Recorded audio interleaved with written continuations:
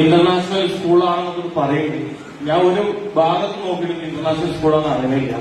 ഒന്നാം കാര്യം, ഞങ്ങൾക്ക് ഏതായാലും ഞങ്ങളുടെ കുട്ടിനെ നഷ്ടപ്പെട്ടു.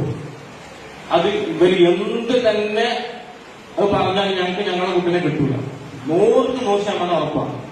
പൂർണ്ണമായിട്ടുള്ള അനാസ്ഥ അവരുടെ ഈ ഒരു കൊല്ലത്തിനിടയിൽ തന്നെ 3 പ്രാവശ്യമാണ് ഇവരെ സ്കൂള് മാത്രം എന്ത് ചെയ്തത്, അപകടത്തിൽ പെട്ടത്. ഒരുപാട് സ്കൂളുകൾ നമ്മളെ ചുറ്റുവട്ടത്തുണ്ട്. മുറയൂർ പഞ്ചായത്തിലുണ്ട്, അതേപോലെ തന്നെ മുസേങ്ങാടി പഞ്ചായത്തിലുണ്ട്. ഇവരെ സ്കൂള് മാത്രമാണ് ഇങ്ങനെ അപകടത്തിൽപ്പെടുന്നത്. എത്ര പ്രാവശ്യങ്ങൾ മാനേജ്മെന്റിനോട് നമ്മൾ പറഞ്ഞത് നിങ്ങളെ സ്കൂൾ അപകടത്തിൽപ്പെടുന്നു ഇല്ലേ? പറഞ്ഞില്ലേ റഷീദ്? ഒരുപാട് പ്രാവശ്യങ്ങൾ പറഞ്ഞിട്ടില്ലേ? നിങ്ങൾ എന്തുകൊണ്ട് നിങ്ങൾ ചെറുതിങ്ങനെ പറ്റും നാളെ ശരിയാക്കാം? അതൊരു കാര്യമുണ്ടോ?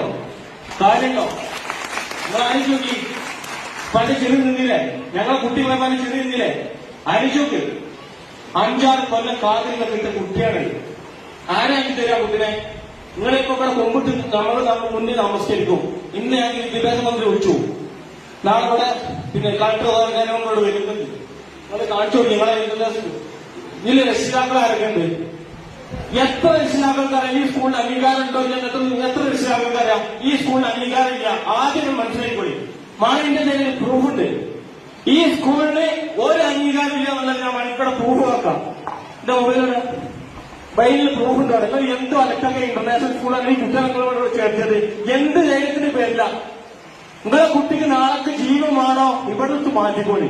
അല്ലെങ്കിൽ ഞങ്ങളെ കുട്ടിയുടെ അതേ അവസ്ഥ നിങ്ങളെ കുട്ടിക്ക് വരുന്നത് 100% ഞാൻ ഗ്യാരണ്ടി തരാം. ഇവരിങ്ങനെ ചുറ്റും എല്ലാ മീറ്റിംഗിലും ചുറ്റും. ഒരു കുട്ടിക്ക് ഇവിടെ എത്ര രൂപ വാങ്ങണേ? 56 രൂപ വാങ്ങണേ അല്ലേ? എത്ര വാങ്ങണേ? വേണം മൈക്കിന്റെ എത്ര വാങ്ങണേ? 49 രൂപ വാങ്ങണേ. ഈ 40 ഒരു മിനിറ്റ് ഞാൻ പറഞ്ഞുതരാം. ഈ 49 രൂപ എന്ത് ഫെസിലിറ്റിയാണ് ഈ സ്കൂളിലുള്ളത്? നിങ്ങൾ പറഞ്ഞു തരും. ഇന്റർനാഷണൽ സ്കൂൾ നമ്മളൊക്കെ സ്കൂളിൽ അടുത്തുണ്ട്. നമ്മൾ പറയാൻ എന്താണ് ഇന്റർനാഷണൽ സ്കൂൾ ഞങ്ങൾക്കറിയാം.